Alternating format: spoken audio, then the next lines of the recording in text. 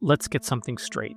Jesus didn't fast for 40 days to prove how spiritual he was. He wasn't trying to impress God, earn points, or follow religious rules.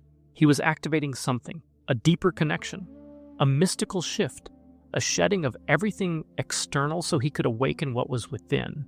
Because long before religion turned fasting into guilt-driven self-denial, mystics knew it was a tool, a spiritual technology, a way to shut out the noise and tune into the divine.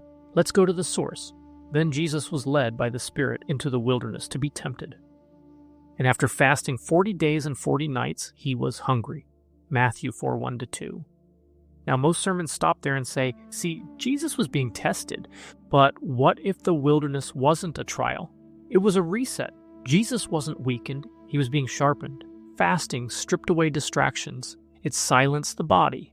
It tuned his soul to a frequency most people never access. And after those 40 days, he walked out with clarity, with power, and with purpose. Jesus wasn't the only one.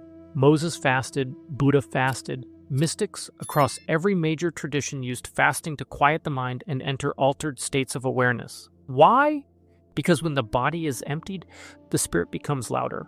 When you're no longer ruled by cravings, noise, or comfort, you can finally hear the divine, not from outside, but from within. Fasting isn't about deprivation, it's about refinement. Want to know how seriously Jesus took fasting? Let's go back to the banned Gospel of Thomas. If you do not fast from the world, you will not find the kingdom. Saying 27. Read that again. Not fast from food. Fast from the world, from distraction, from ego, from the endless loop of stimulation that keeps you disconnected. He's not saying punish yourself. He's saying detach, so you can remember who you really are. And yes, that includes the body. When you fast from food, you break the cycle of unconscious consumption. Your mind clears, your energy shifts, your awareness sharpens. Modern studies even show that fasting enhances mental clarity and resets brain chemistry. But to the mystic, that was just a side effect. The real transformation is in what you become. Still, present, empty enough to be filled with something higher. So how did we get here? How did a sacred tool for awakening turn into a religious guilt trip? Because if you can convince people that suffering pleases God, they'll keep punishing themselves and never awaken to their power. Most churches teach fasting as if it's about self-denial for the sake of earning favor. But Jesus never said, starve to prove you love me. He said, when you fast, do it in secret.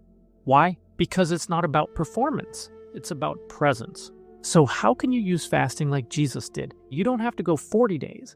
Start small, start conscious. Fast from food, even for a few hours, but pair it with silence, meditation, journaling, breath work, or fast from the world. Turn off your phone, step out of social media, say no to overstimulation. Give your soul space to speak. Fasting isn't about what you give up, it's about what you tune into. Jesus didn't fast to earn favor. He fasted to remember the truth, that the kingdom isn't found in noise, or indulgence, or external approval. The kingdom is found in stillness, in emptiness, in the space between distractions. And when you clear the space, God speaks. If this resonates with you, make sure you subscribe so you don't miss out on the next episode about Jesus' lost years. Be well and soulful.